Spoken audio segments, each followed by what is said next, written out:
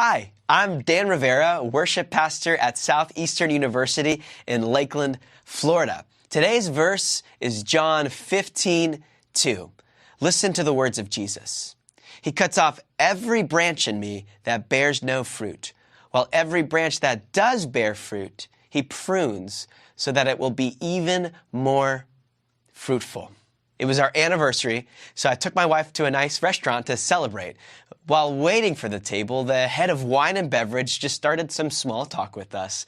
And I asked him a question. I said, what's the difference between a valuable wine and a less expensive wine?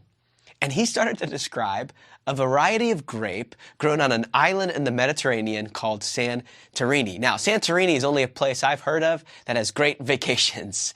But he starts to tell me that there's a vine that grows here.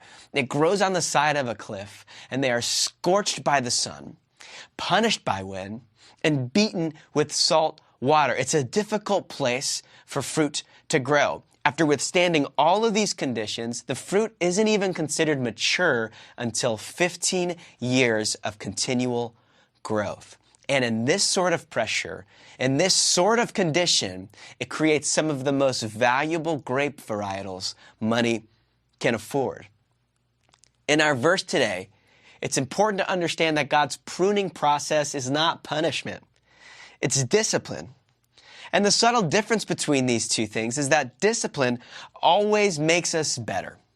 So one could assume that the more comfortable a plant is, then the better it would grow. But nature teaches us that the most valuable fruit, it must go through a cutting. It must be edited. It must be pruned. So when the wind blows relentlessly and it feels like the pressure of life is too much to handle, remember that God is doing a work in you to produce better fruit, fruit that will bless your family, your workplace, your church, your community, and ultimately the world. As you meditate on God's word, ask yourself, are there areas of my life that need some editing? Lord, come and remove those things that are distracting us from making fruit in our life.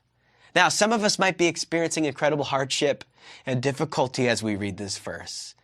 And for those who find themselves in that camp, let us receive the setbacks and pain of our season with a faith that says, even in this, God, you're still working to produce good fruit in my life.